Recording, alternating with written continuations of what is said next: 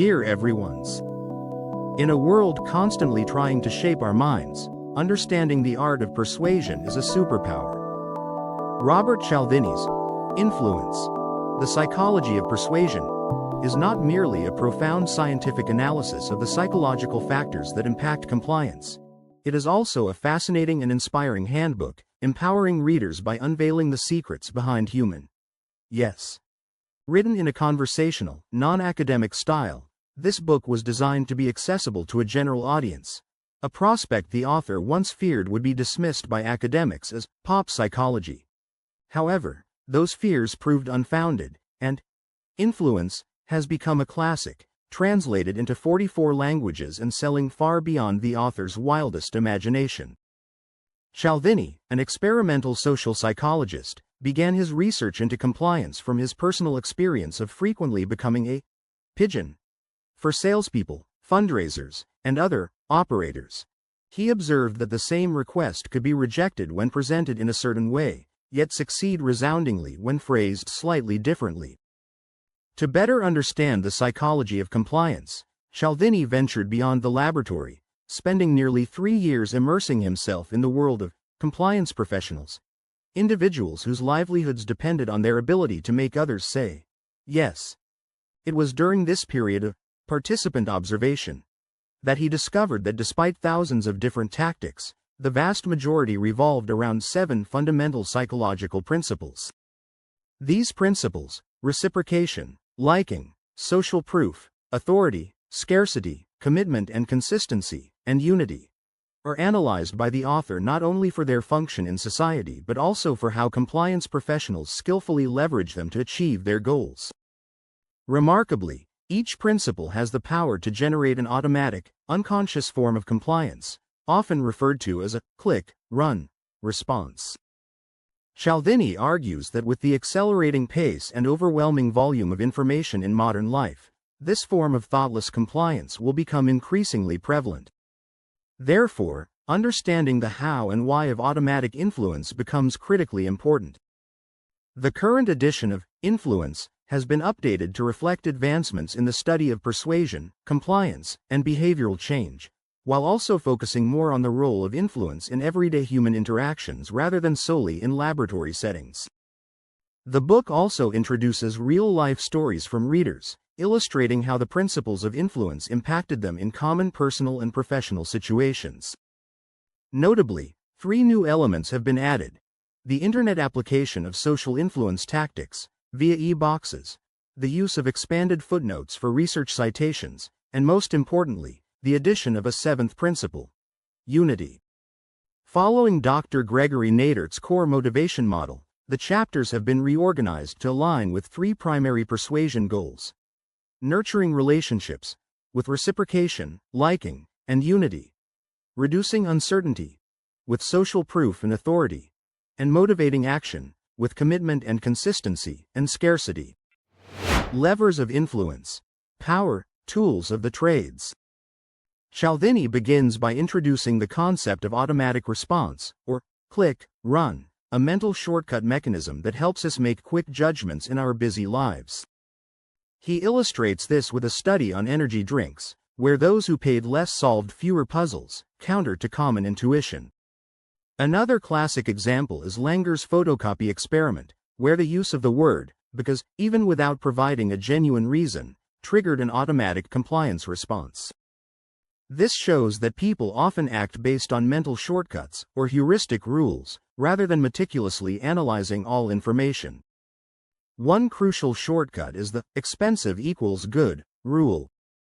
A vintage jewelry store owner learned a costly lesson when his friend refused to buy a $250 necklace, originally priced at $500, because he deemed it not truly beautiful enough for his fiancée, simply because the price was too low compared to his expectations for a truly beautiful gift. Similarly, a brain scan study showed wine tasters experienced more pleasure and had stronger activity in the brain's pleasure center when they believed a bottle of wine cost $45, even though it was actually a $5 bottle. These shortcuts work effectively in most cases, but sometimes also lead to costly mistakes. Compliance professionals have learned to masterfully exploit these levers of influence, much like a jujitsu master uses an opponent's natural strength against them. They adjust their requests to trigger powerful psychological principles, often needing only a precisely chosen word to activate our automatic behavioral programs. The perceptual contrast principle is an excellent example. Clothing salespeople often present the most expensive item, like a suit, first, making cheaper items, like sweaters, seem much more affordable by comparison. Similarly, real estate agents might show clients one or two less appealing options before introducing the desired house, making that house appear much more attractive than if it were shown first. The advantage of this tactic is that it is almost undetectable. Principle 1. Reciprocation: the old give and take. The principle of reciprocity is one of the most powerful levers of influence. It dictates that we should strive to repay what others have provided us. This is evident in a simple experiment. A university professor sent Christmas cards to complete strangers and received countless cards back from them, even though they didn't know his identity. The power of this rule is so great that it can drive significant changes in behavior. For example, charity fundraisers in England doubled donations from investment bankers by giving a small packet of sweets before making a large donation request. Another notable case involved a CIA operative giving 4 Viagra pills to an Afghan tribal chief, who then provided a wealth of information about the Taliban. This shows that even unliked, even detestable individuals can increase our likelihood of complying with their requests simply by offering a small initial favor. Interestingly, a feeling of indebtedness can be triggered by an uninvited favor. The rule only requires us to reciprocate what we have received, not to have requested it to feel obligated to repay. The Disabled American Veterans Organization doubled its mail donation rate by including unsolicited personalized address labels. Similarly, food service workers found that giving a piece of candy or mint with the bill significantly increased tips. The reciprocal concessions technique, also known as the door-in-the-face technique, is a sophisticated way to exploit this principle. It involves making a large initial request that is almost certain to be rejected, then retreating to a smaller, more reasonable request. Cialdini illustrates this with his experience with a Boy Scout trying to sell event tickets. After he refused to buy tickets, the boy retreated to selling a few chocolate bars, and Cialdini bought them even though he didn't like chocolate. In a university experiment, researchers asked students if they would be willing to be unpaid chaperones for a group of juvenile delinquents on a trip to the zoo. 83% refused. However, a similar group of students was asked a much larger request beforehand, to spend 2 hours a week counseling juvenile delinquents for at least 2 years.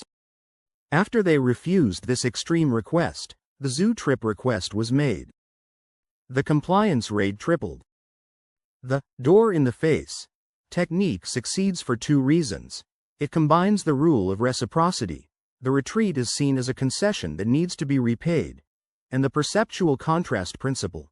The smaller request looks even smaller by comparison to the initial large request. Furthermore, this technique has desirable side effects: responsibility and satisfaction. Targets not only agree more often but also feel more responsible for the final deal, and therefore, they will adhere to the commitment better. Although on average they gave the most money to the opponent using the concession strategy, those influenced by this strategy were the most satisfied with the final agreement. A study on blood donation showed that those who agreed to donate blood due to the door-in-the-face technique were much more likely to agree to donate again compared to the control group. To protect ourselves, Cialdini advises us to accept initial favors or concessions in good faith, but to be ready to redefine them as tricks if they are later proven to be so. Once they are redefined as such, we no longer feel the need to reciprocate. Principle 2. Liking the friendly thief. The principle of liking states that we are more likely to be influenced by people we like. Surprisingly, this also applies to people we have never interacted closely with or even met. A study showed that when people believed George Clooney or Emma Watson had made positive comments about a book supporting evolutionary theory, they became significantly more accepting of the theory, regardless of age, gender, or religiosity. Conversely, the opinion of a reputable biology professor had no significant impact, demonstrating the importance of liking in changing attitudes. The commercial exploitation of the liking principle is best illustrated by Tupperware's Home Party. Although it uses multiple principles, reciprocity, authority, social proof, scarcity, commitment and consistency, the key to success is the quality of social connections among participants. Shackley's endless chain method also relies on this. Salespeople approach potential customers by saying, "A friend of yours suggested I call you." The 92% rate of consumers trusting product recommendations from acquaintances has turned this into staggering profits for companies.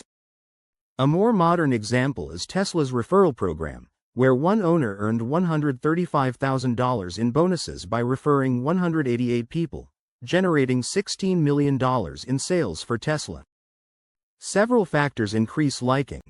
Physical attractiveness creates a halo effect, causing attractive people to be ascribed other positive traits such as talent, kindness, and intelligence, making them more persuasive. Similarity.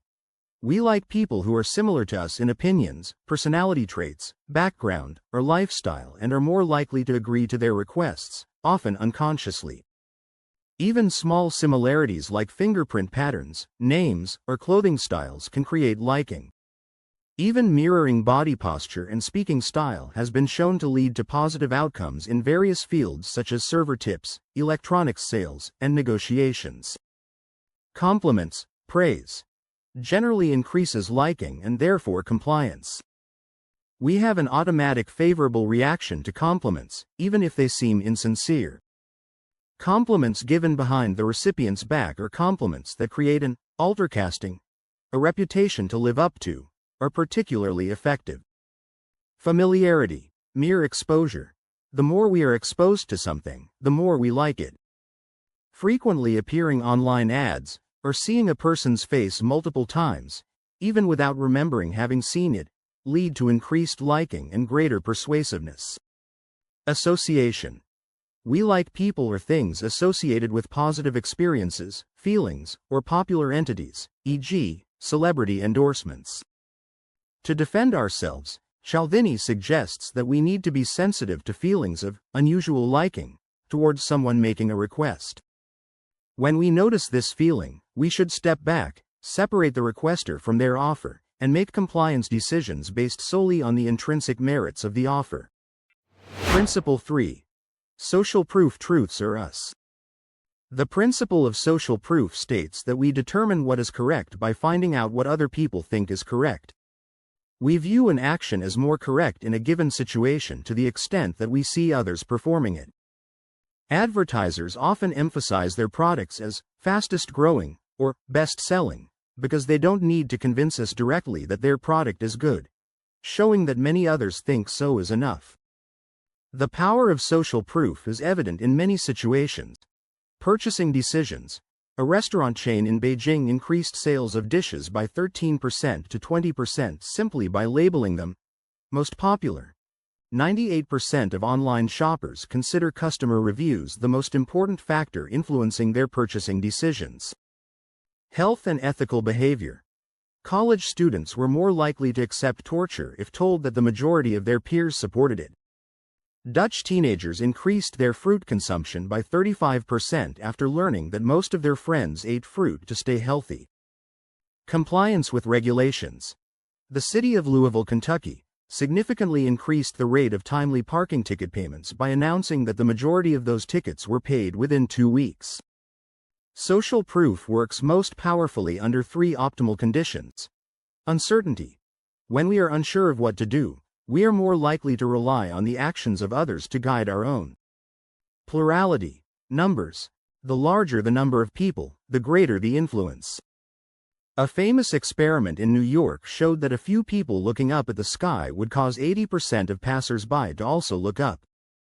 The use of counterfeit social proof, like paid applause audiences, clacks, in theaters or canned laughter, laugh tracks, in TV sitcoms is also very effective in generating automatic responses. Large numbers indicate validity. If many people do it, it's probably a good idea, and feasibility. If many people can do it, it's not difficult to do. Similarity, persuasion. The social proof principle works most powerfully when we observe the behavior of people who are similar to us. The behavior of peers provides the most insight into correct behavior for oneself. For example, anti-smoking programs were only long-term effective when they used peer group leaders as instructors. A university fundraising study showed donations doubled when the requester said, "I'm a student here too."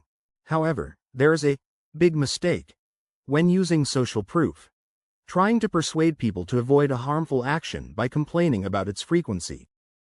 Announcing that many people are doing this wrong thing can inadvertently normalize that behavior. For example, suicide prevention programs have increased the likelihood of teenagers viewing suicide as a solution to their problems. The Werther effect indicates that publicizing suicides can encourage similar individuals to commit suicide, as they perceive the idea of suicide as more legitimate. To counter the erroneous influences of social proof, Cialdini advises us to cultivate sensitivity to fabricated evidence of what others are doing and to recognize that the actions of similar others should not be the sole basis for our decisions. Principle 4. Authority-directed deference. The principle of authority asserts that we tend to follow the advice or directives of people who appear to be experts or hold high status. The power of authority is astonishingly illustrated by the Milgram experiment.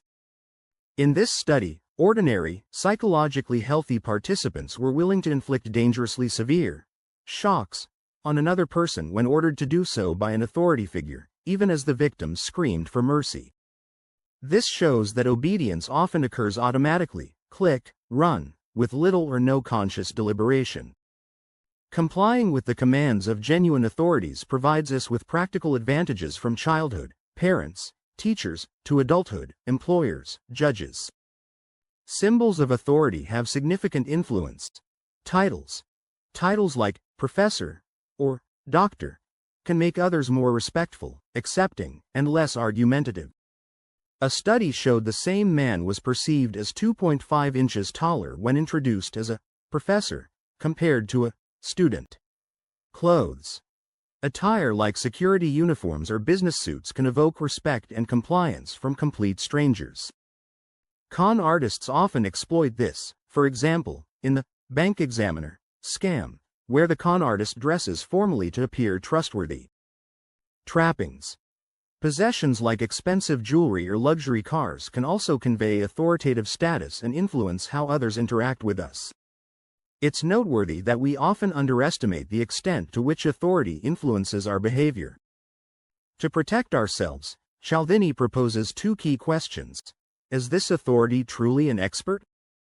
We need to focus on their credentials and the relevance of those credentials to the topic at hand. How truthful can I expect this expert to be? Even the best experts might not present information honestly if they have a personal interest. An effective strategy to build trustworthiness is to mention a minor weakness early in the presentation. This makes the speaker appear more honest and objective, like a restaurant server suggesting a cheaper dish who then gained the customer's trust and a larger tip. Online reviews with near-perfect ratings are suspected of being fake, while the presence of negative reviews actually increases credibility. Principle 5. Scarcity, the rule of the few. The principle of scarcity posits that opportunities seem more valuable to us when their availability is limited. We perceive things as more desirable when they are rare, exclusive, or about to run out. The thought of losing an opportunity can be a powerful motivator. The power of this principle comes from loss aversion. People are more strongly motivated by avoiding losses than by achieving equivalent gains. For example, in divorce mediations, changing the language from "agree to this proposal, and we'll have a deal" to "we have a desired deal that you will lose if you don't compromise" can break deadlocks.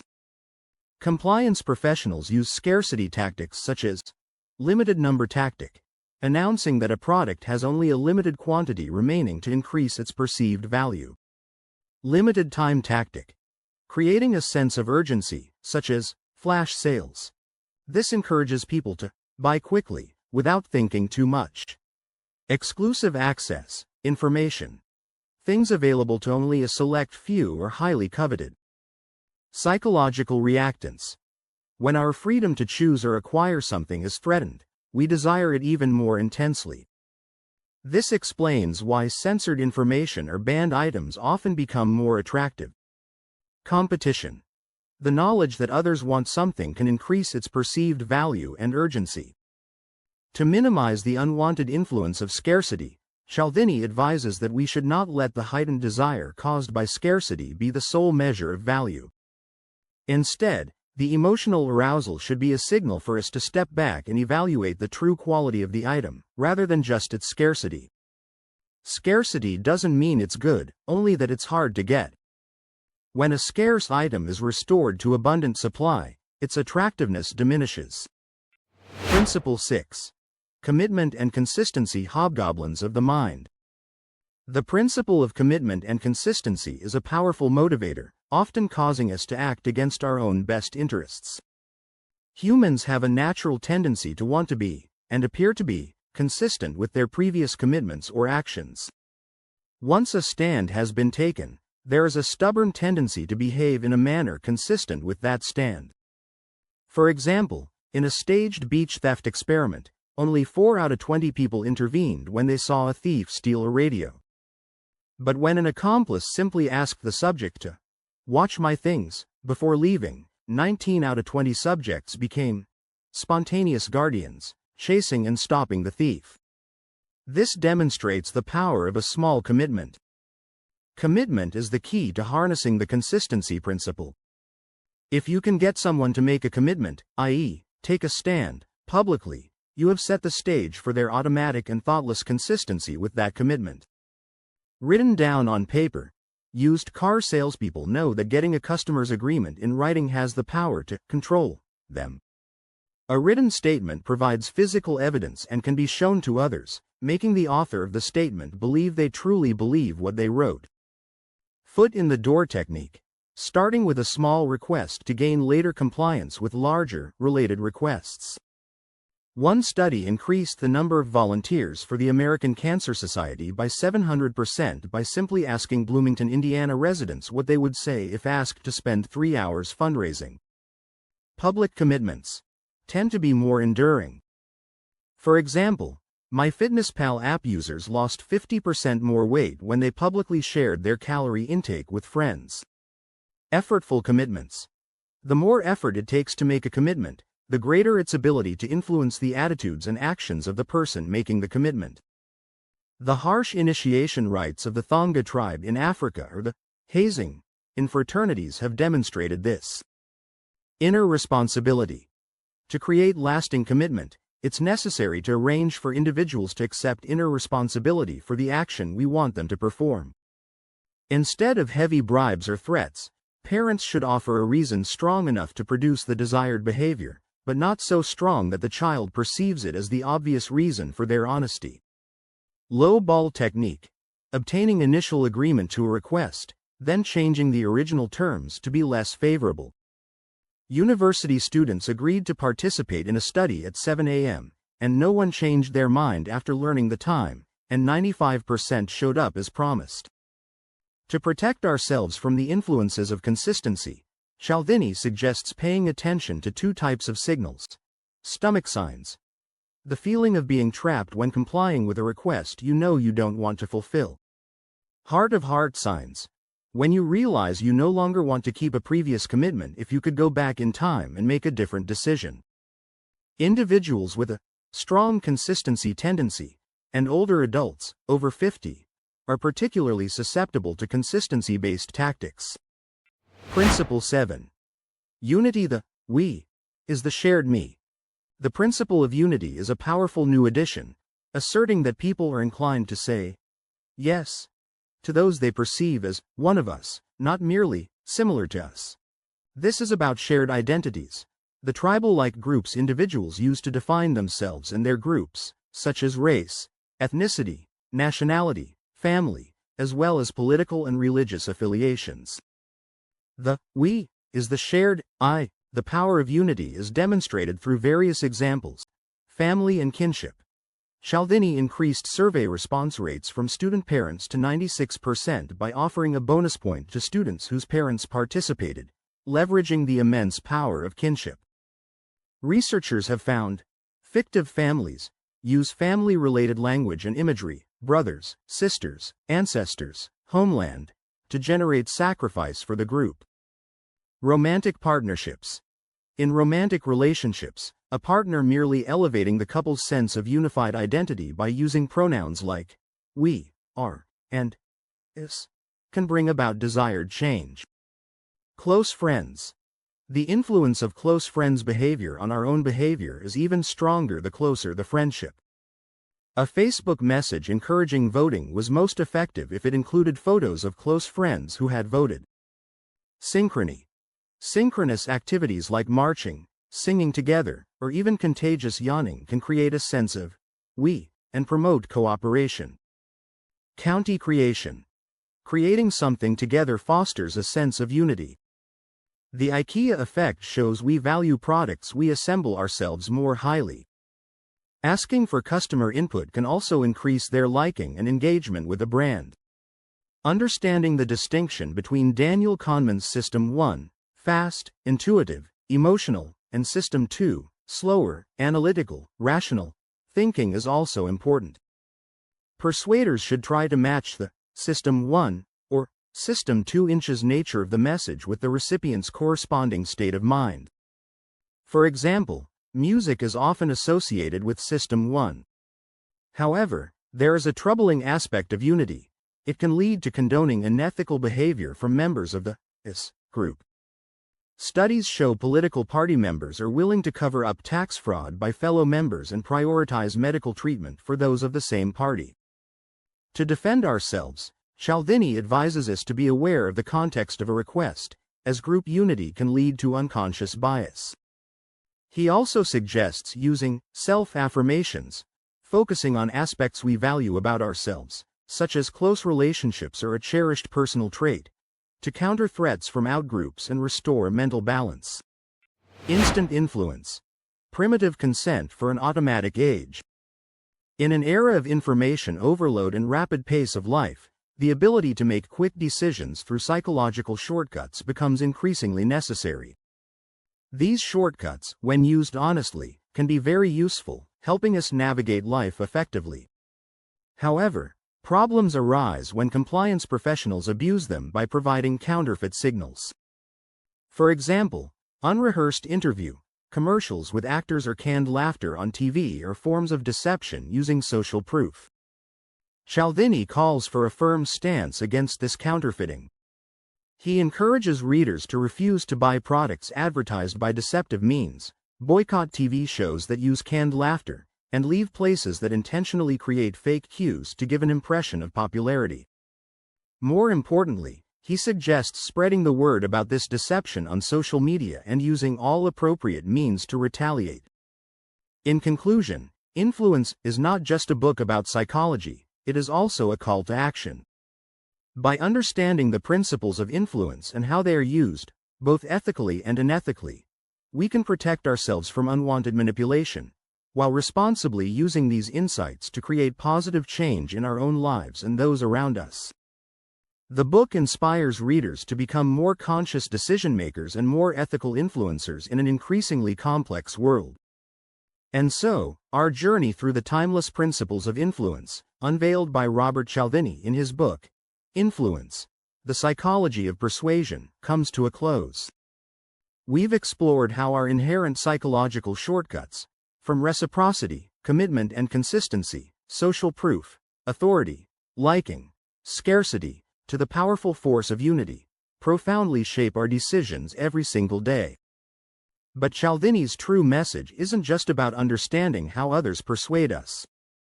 It's a powerful invitation for us to become more conscious individuals, more deliberate decision-makers in this complex world. Remember, knowledge is power. When you understand these principles, you're not only empowered to influence ethically to create positive change, in your work, your relationships, or your community.